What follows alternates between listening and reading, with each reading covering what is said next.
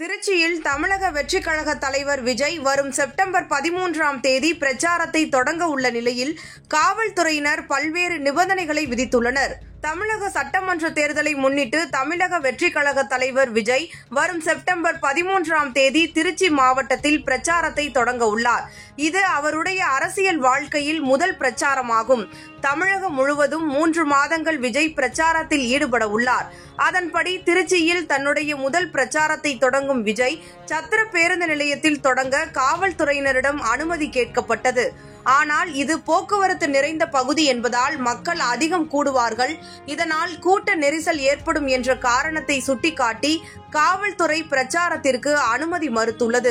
இதனை அடுத்து மரக்கடை பகுதியில் பிரச்சாரத்தை மேற்கொள்ள காவல்துறையினரிடம் ஒதுக்கினர்.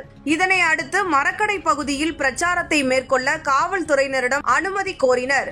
மேலும் போக்குவரத்து நெரிசலை தவிர்க்கவும், அவசர கால வாகனங்கள் செல்ல வழி ஏற்படுத்தவும், சாலையில் வரக்கூடிய வாகனங்கள் நிறுத்த தற்காலிகமான வாகன நிறுத்த மையங்கள் உள்ளிட்டவற்றை நிறைவேற்றி தருவதாக காவல்துறையினர் தரப்பிலிருந்து உறுதி அளிக்கப்பட்டுள்ளது.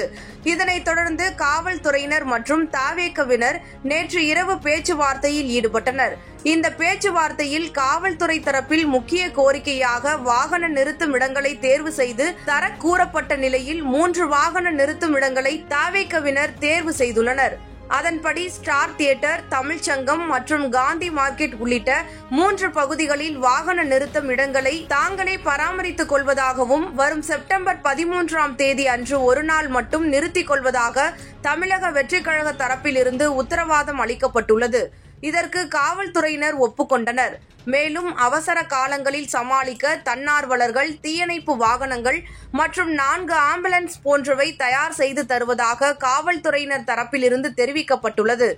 திருச்சி மரக்கடை பகுதியில் விஜய் பிரச்சாரம் செய்ய பல்வேறு கட்டுப்பாடுகளை போலீசார் விதித்துள்ளனர். அவை பேசும் இடங்களை தவிர மற்ற இடங்களில் விஜய் பிரச்சார வாகனத்தை விட்டு வெளியே வரக்கூடாது. பிரச்சார வாகனத்தின் மீது நின்று கொண்டு சாலை வலம் செல்ல அனுமதி மறுப்பு. விஜய் வாகனத்தின் பின்னால் அதிக அளவில் வாகனங்கள் செல்லவும் அனுமதி மறுப்பு. 5 அல்லது 6 வாகனங்கள் மட்டுமே வர வேண்டும். சட்டம் ஒழுங்கு பிரச்சனை ஏற்படக்கூடாது. பெரிய குச்சிகளில் இணைக்கப்பட்ட கொடிகளை கொண்டு வரக்கூடாது. மாற்றுத்திறனாளிகள், கர்ப்பிணிகள், முதியவர்கள், குழந்தைகளை கூட்டத்துக்கு அழைத்து வரக்கூடாது. மேற்சொன்ன போலீசார் விதித்துள்ள கட்டுப்பாடுகளை ஒப்புக்கொண்டு உள்ளதாக தவேக நிர்வாகிகள் தகவல் தெரிவித்துள்ளனர். அந்த நிபந்தனைகள் அனைத்தையும் ஒப்புக்கொண்டு பிரச்சாரம் செய்ய அனுமதி வழங்குமாறு தவேகவினர் எழுத்துப்பூர்வமாக திருச்சி மாநகர காவல் துணை ஆணையர் சிபினிடம் மனு அளிக்கப்பட்டுள்ளது. இதனைத் தொடர்ந்து காவல்துறை பிரச்சாரத்திற்கு அனுமதி அளித்துள்ளது.